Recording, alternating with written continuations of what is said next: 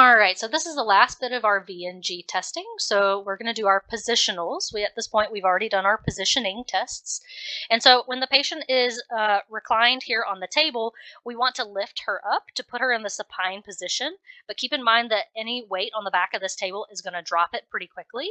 And so I want to pull up first before I grab the lever underneath so that I can slowly bring it up to where it's flat. And so we'll have the patient, she'll be here, and we'll have her in a vision denied condition. So I'm going to slide the goggle cover over the top. And so she's vision denied. Now keep in mind, in all these videos, we've had the lights on in the room, but when we're running the test on the patient, we want those lights to be off in the room.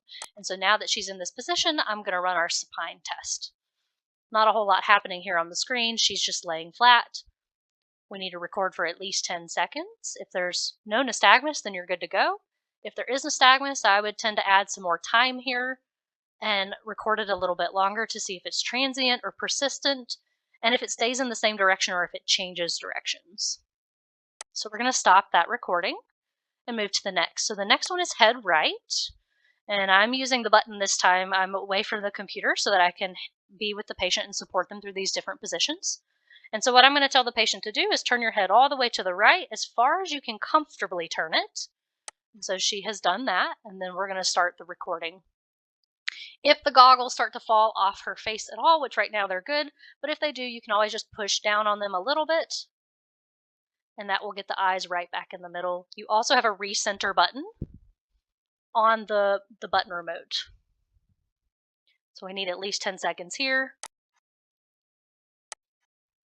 And then we're going to go the other direction, so we'll have her turn her head all the way to the other side, and we'll hit start.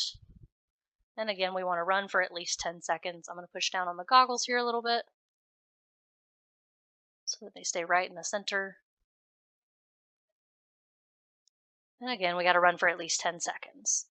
And then we'll stop. So this really concludes our VNG testing. The last thing I want to mention, typically if we're going to run calorics, we go from here into calorics. So you would bring the person back to center, you would raise the headrest and move from there.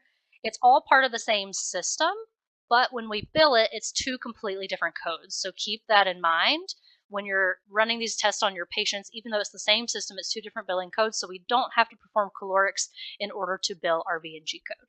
And so this concludes the VNG.